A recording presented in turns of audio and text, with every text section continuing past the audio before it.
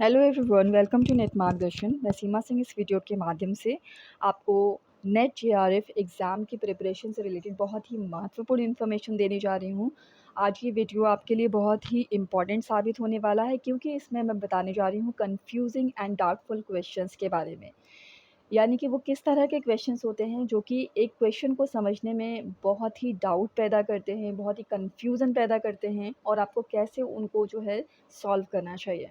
तो आइए देखते हैं इस वीडियो को पूरा, ताकि हम अपने जो भी आपने तैयारी की हुई है उसको हम सक्सेसफुली वहाँ पर अप्लाई कर सकें, और वहाँ जो है अच्छे से क्वेश्चन को समझ सकें और एक्यूरेट उसका आंसर दे सकें। स्टार्ट करते हैं। कन्फ्यूजिंग एंड डाउटफुल क्वेश्चंस जो होते हैं, यानी कि भ्रमित करने वाले और संदिग्ध जो प्रश्न होते हैं, तो उनको कैसे हमें समझना चाहिए। कौन से ऐसे कीवर्ड हैं जो क्वेश्चन को इस तरह से बना देते हैं कि हम उसको समझ नहीं पाते हैं।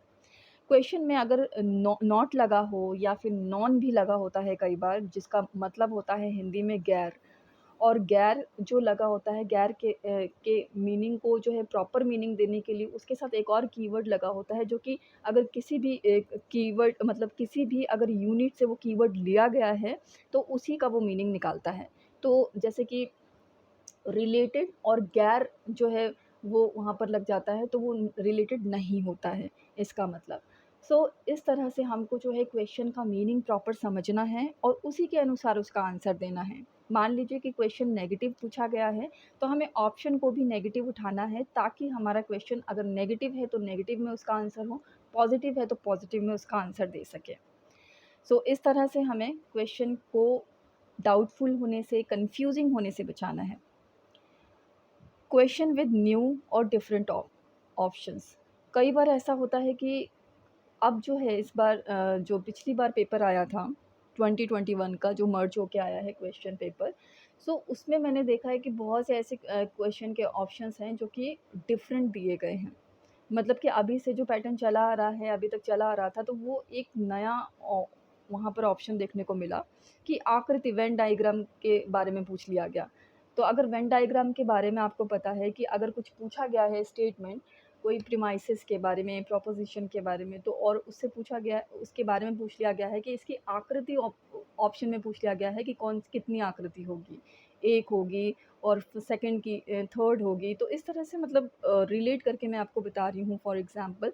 उस तरह से वहाँ पर ऑप्शन दे दिया गया है। बट अभी तक क्या आ रहा था कि ए सही है, बी सही है, सी सही है या डी सही है या दोनों सही है, इस तरह के ऑप्शन आ रहे थे। और डिपेंड करते हैं कि किस तरह के क्वेश्चन पूछे गए हैं, तो उस तरह से हमारे जो है अभी तक हम लोगों ने ऑप्शन देखे।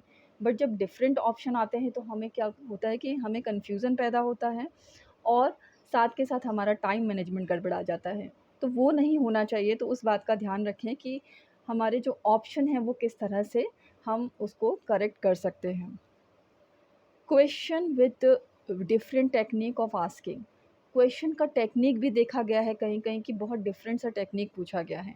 मान लीजिए कि क्वेश्चन पूछा गया और उसके ऑप्शन नीचे दिए गए A B C D E करके। फिर उसके बाद फिर जो है वहाँ पर और उसके नीचे भी कुछ ऑप्शन दे दिए गए हैं कि 1 2 3 4 करके, और 1 में दे दिया क्या कि बी ओनली, 2 में दे दिया गया कि ए एंड बी। इस तरह से ऊपर नीचे इस फ्लैप जो है इस तरह से उसको फ्लिप करके दिया गया। तो उससे क्या हो गया, फिर उससे कन्फ्यूज़न हो गया। मान लीजिए आपको तो लगेगा कि सीरीज़ से वो जो है सही होगा कि 1 का 1 ए ही होगा, या बी का जो 2 का जो है वो बी ही होगा। बट ये है कि आपने गौर से नहीं देखा कि वो फ्लिप हो चुके हैं। तो उससे भी हमारा जो है आंसर गलत हो सकता है। तो हमें क्या करना है कि वहाँ प्रॉपर कंसंट्रेशन के साथ, प्रॉपर फोकस के साथ हमको जो है अपने क्वेश्चन को, ऑप्शन को जो है रिलेट करके देखना है, समझना है, तब हमारा जो है आंसर सही होगा। अब इम्पोर्टेंट नोट क्या है, यहाँ पर दिया हुआ है इम्पोर्टेंट नोट मैंने ये डाला है यहाँ पे कि बहुत से ऐसे क्वेश्चंस होते हैं जो हमें समझ ही नहीं आते हैं कि किस यूनिट से आए हैं। तो उसको कैसे सही करेंगे, उसके लिए आपको अपना सिलेबस अच्छे से लर्न करना होगा। जब सिलेबस लर्न अच्छे से करेंगे तो आपको समझ में आ जाएगा, क्योंकि कई बार कीवर्ड ऐसे दिए होते हैं जो कीवर्ड आपके रिसर्च एप्टीट्यूड में भी हो सकता है वो टीचिंग एप्टीट्यूड में भी वही कीवर्ड यूज़ किया गया हो सकता है आईसीटी में भी यूज़ किया हो, और हो सकता है कोई और यूनिट में भी उस कीवर्ड का यूज़ किया गया हो। बट हमें ऐसा लगता है कि एक झलक में हम देखते हैं और उसको रिलेट कर देते हैं किसी एक ऐसे यूनिट से जिससे वो रिलेट करता ही ना हो। तो हमें उस समय कीवर्ड को देखने की नहीं बल्कि पूरे क्वेश्चन को समझने की ज़रूरत होती है। तो क्वेश्चन को आप पूरा तभी समझ सकते हैं जब आपने प्रॉपर तरीके से अपना सिलेबस लर्न किया हो और उसको देखा हो कि हाँ ये टॉपिक जो है वो किस तरह से रिलेट करता है उस कीवर्ड से और वो प्रॉपर क्वेश्चन किस बारे में पूछा गया है। तो उसके बारे में आप जो है प्रॉपर जानें, अपने सिलेबस को अच्छे से लर्न करें और कीवर्ड के बारे में अच्छे से जानकारी लें कि हाँ, वो किन-किन यूनिट्स में यूज़ किया गया है वो प्रॉपर कीवर्ड और जो क्वेश्चन है उसको प्रॉपर समझ के उसका आंसर दें। क्वेश्चन का पैटर्न जो है वो किस तरह से चल रहा है अगर हम देखें तो मोस्ट अप्रोप्रिएट पूछा जाता है। मोस्ट अप्रोप्रिएट का जो है आप कैसे क्वेश्चन पूछे जाते हैं कि जैसे क्वेश्चन पूछा गया और ऑप्शन दिए गए 5 से 6 ऑप्शन दिए गए हैं ए, बी, सी, डी, ई, एफ करके इस तरह से क्वेश्चन दिए गए, क्वेश्चन के ऑप्शन दिए गए और उसमें हमें पूछा गया कि मान लीजिए कि 5-6 ऑप्शन दिए गए हैं और 5-6 ऑप्शन में से 3 से 4 ऑप्शन जो है वो सही होंगे। तो हमको ये देखना है कि हमें सही तो सारे लग रहे हैं बट मोस्ट एप्रोप्रिएट कौन से 3 लग रहे हैं। तो वो हमको ऑप्शन के अकॉर्डिंग देने हैं कि 3 पूछे गए हैं या कितने पूछे गए हैं, वो ऑप्शन को आपको देख के समझ में आ जाएगा। तो वो जो 3 या 4 जो भी पूछे गए हैं मोस्ट एप्रोप्रिएट वो आप उसको सही करके आएँगे। ट्रू और करेक्ट या नॉट और ट्रू, नॉट ट्रू और इनकरेक्ट मतलब कि या तो क्वेश्चन में ये लगा होगा कि ट्रू स्टेटमेंट बताइए, करेक्ट स्टेटमेंट बताइए या ऐसा लगा होता है कि क्वेश्चन में पूछा गया है कि कोई नॉट ट्रू वाला स्टेटमेंट हो या फिर जो इनकरेक्ट स्टेटमेंट है वो बताइए। तो इस बात का ध्यान रखना है कि नेगेटिव में पूछा गया है क्वेश्चन या पॉजिटिव में पूछा गया है, तो उस तरह से आप अपने ऑप्शन को रिलेट करके क्वेश्चन से आंसर दीजिए। नॉट और नॉन का जो मैंने आपको स्टार्टिंग में बताया था कि नॉन का जो यूज़ होता है वो गैर के लिए होता है। तो वो पर्टिकुलर यूनिट जिस यूनिट से पूछा जाएगा क्वेश्चन तो उसी का कीवर्ड जो है इससे ऐड करके इसमें ऐड करके वो पूछा जाएगा। सो उस बात का भी ध्यान रखिए कि नॉट लगा है या नॉन लगा है तो कैसे हमको उसका आंसर देना है। न्यू और डिफरेंट ऑप्शंस इसके बारे में बताया है कि न्यू और डिफरेंट ऑप्शंस जो हैं वो पूछे जा रहे हैं, तो उस बात का ध्यान देंगे आप कि किस तरह से वो क्वेश्चन पूछा गया है और उसके ऑप्शन किस तरह से रिलेट करते हैं उस क्वेश्चन से। अब आपने इसमें इस वीडियो में क्या सीखा है कि किस तरह के होते हैं कन्फ्यूज़िंग और डाउटफुल क्वेश्चन, किस तरह के कीवर्ड को ऐड करने से वो डाउटफुल हो जाते हैं और अगर हम उसका ध्यान नहीं रखेंगे तो हमारा जो क्वेश्चन है उसका मतलब ही बदल जाएगा और अगर आप बहुत जल्दी में क्वेश्चन को पढ़ के आंसर देंगे तो हो सकता है कि आप नॉट को ही ना समझ पाएँ और नेगेटिव को पॉज़िटिव में आप जो है कन्वर्ट करके आंसर दे दें।